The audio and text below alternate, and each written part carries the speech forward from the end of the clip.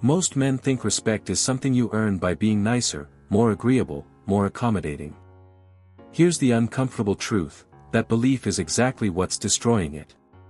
Respect doesn't grow from being easier to be around, it grows from being harder to shake. And there's a strange paradox hiding underneath this whole idea: the more a man tries to protect a woman's respect for him, the faster he usually loses it, without ever understanding why.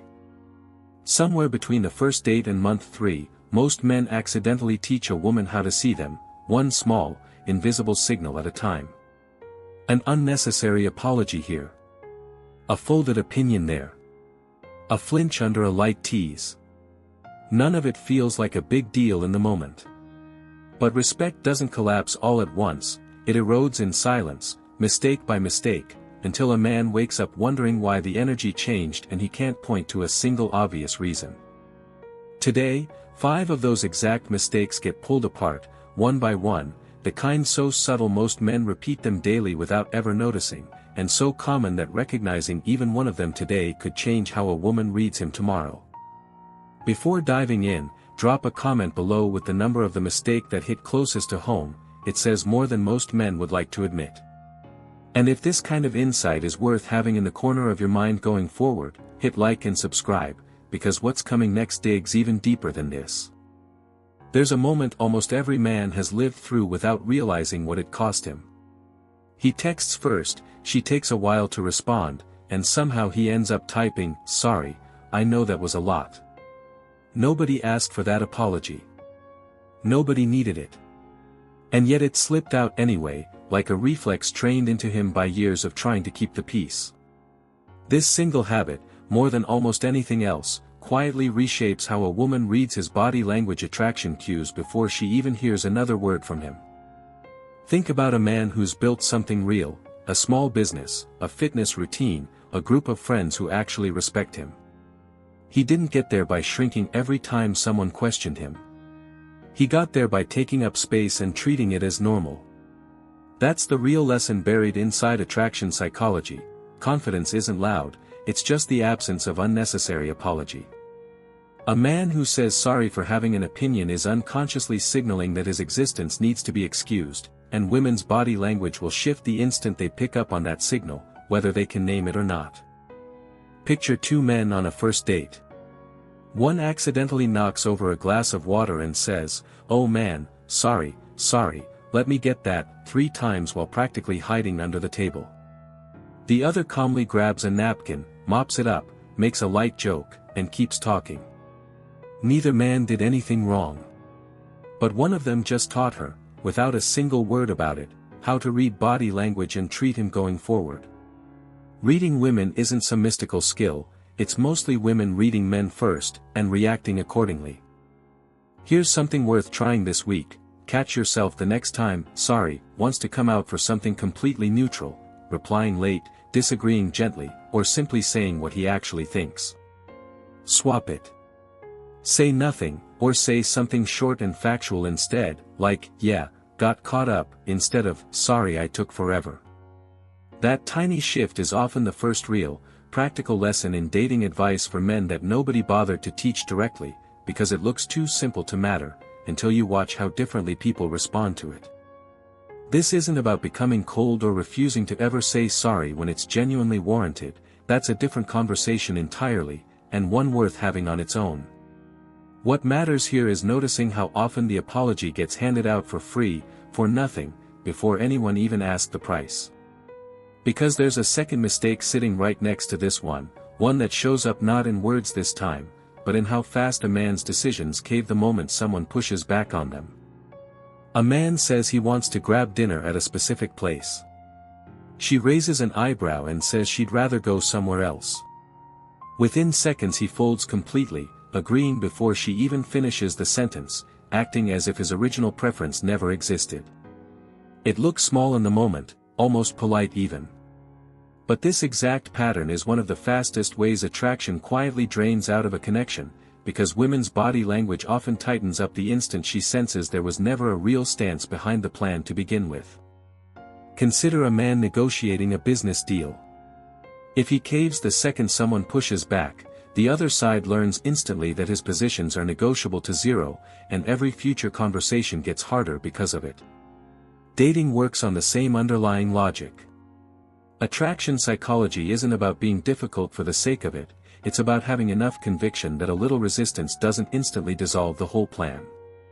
A man who can hold a reasonable position, even lightly, teaches her something valuable about who she's actually dealing with. Picture a couple deciding on a movie. He suggests one, she says, I'm not really feeling that one. A man without much conviction switches immediately, apologizing for the suggestion in the process. A grounded man might say, fair, but give it a shot with me, I think you'll like it, and hold that gently for a moment before deciding together. That tiny difference, barely 5 seconds long, is exactly the kind of signs of attraction most men never learn to notice, because it happens in tone and timing rather than in obvious words. Something worth practicing this week involves picking one small decision daily: where to eat, what time to meet, which route to take, and holding it through the first wave of pushback before adjusting, if adjustment even makes sense. This isn't stubbornness, it's the difference between a preference and a conviction. Reading women becomes far easier once a man realizes she's constantly testing whether his stated preferences actually mean anything, and female body language signals shift noticeably the moment she senses they do. None of this suggests ignoring her input or steamrolling every conversation just to prove a point. That would create a completely different problem, one worth unpacking on its own terms. What matters is the gap between a plan that bends because of genuine new information and a plan that collapses purely because someone raised an eyebrow. Because right behind this mistake sits another one, quieter still, showing up any time a man starts defending himself before anyone even asked him to explain anything at all. A man gets home late, and before his partner even opens her mouth, he's already launched into a 3-minute breakdown of traffic, a coworker who wouldn't stop talking, and why his phone died at exactly the wrong time. Nobody accused him of anything. Nobody demanded a report. But the explanation came pouring out anyway, unprompted, like evidence submitted for a crime that hasn't been mentioned. Moments like this quietly train women's body language to read guilt into situations where none actually existed in the first place. Think about a courtroom for a second, a strange comparison, but a useful one. A defendant who volunteers explanations for things the prosecutor never even brought up looks suspicious precisely because of the volunteering, not because of the facts themselves. Dating operates on a similar psychological wiring. Attraction psychology shows that over-explaining something nobody questions signals, on some subconscious level, that it needed defending to begin with. A man who stays quiet about a neutral choice often comes across as far more secure than one who narrates every decision in real time. Picture two men who both respond to a text a few hours late.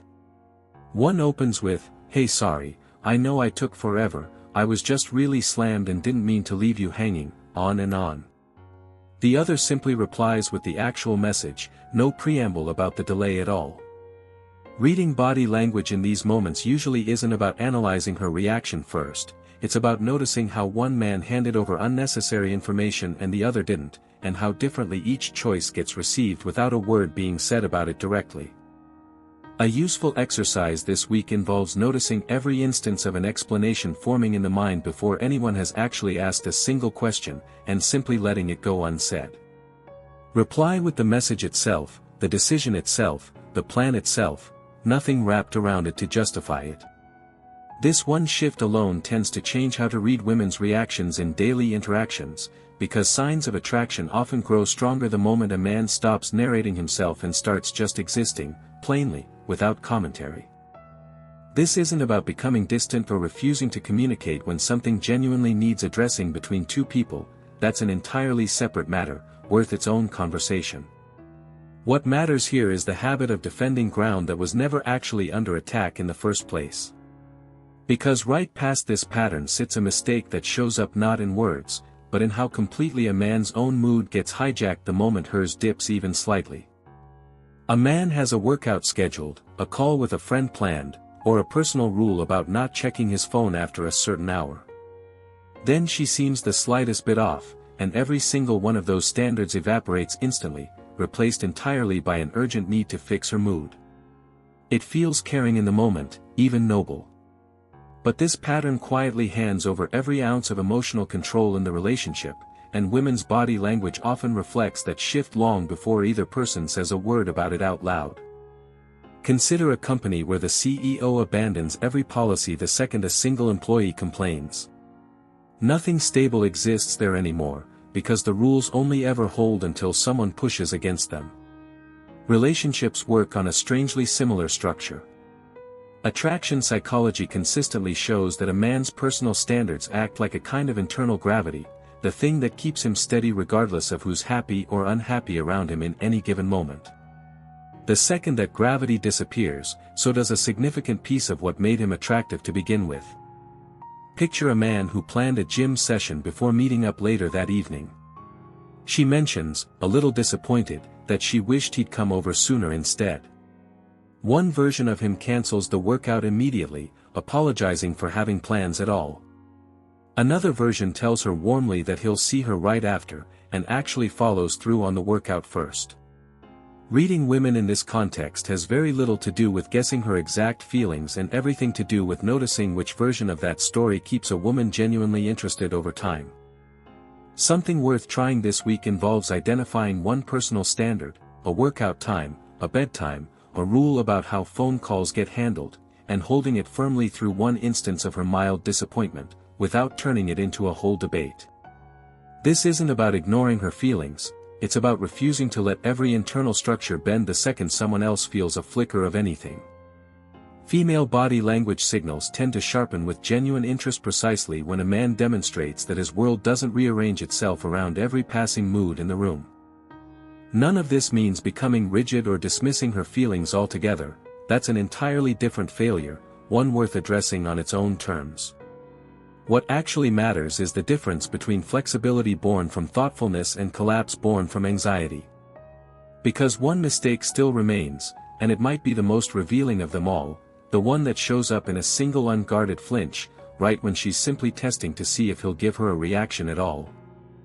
A woman throws out a light jab, teasing him about something small, testing to see how he handles it. His face tightens, his tone shifts, he gets a little defensive or a little too serious, and just like that, he's handed her exactly the reaction she was quietly checking for. It looks like nothing on the surface.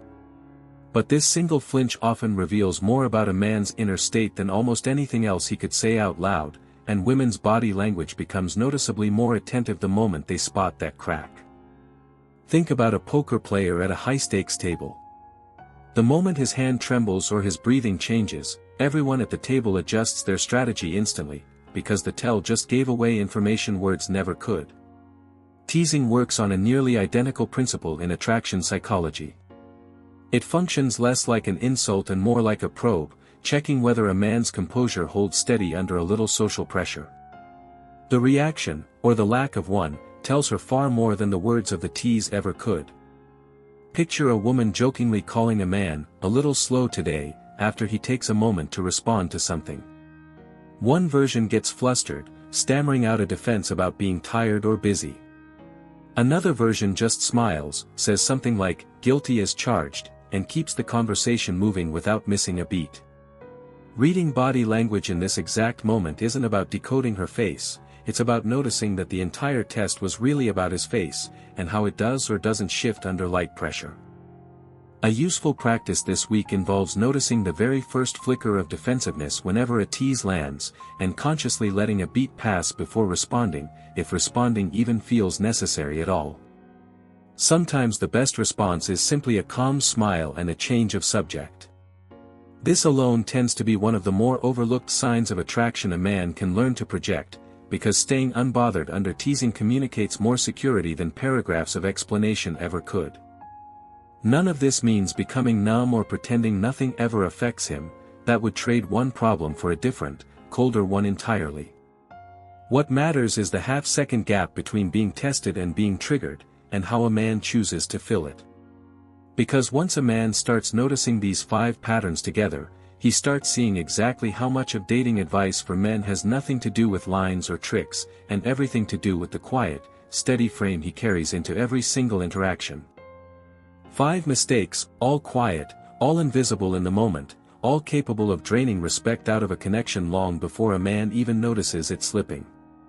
Not one of them involves grand gestures or dramatic failures, every single one lives in a small, ordinary moment, an apology, a cave, an explanation, a mood shift, a flinch. And that's exactly why they matter so much. The smallest patterns are always the ones running on autopilot, unnoticed, night after night. So here's the real question worth sitting with: which one of these 5 has been running quietly in the background of your own interactions? Be honest about it. Which moment, this past week, would look different if you replayed it right now, knowing what you know today? Respect isn't something asked for or explained into existence, it's built through 100 small moments where a man holds his ground, stays composed, and lets his actions carry weight instead of his words. Nothing about this happens instantly. But small, consistent shifts, done deliberately over the next few days, tend to compound faster than most people expect. If even one of these 5 hit differently today, that's worth acting on, not just nodding along to. Pick one. Just one. And practice catching it this week, every time it tries to show up again. Subscribe and turn on notifications, because this is only the surface of a much deeper conversation about attraction, respect, and the quiet psychology running underneath every interaction, and what comes next builds directly on everything just covered here.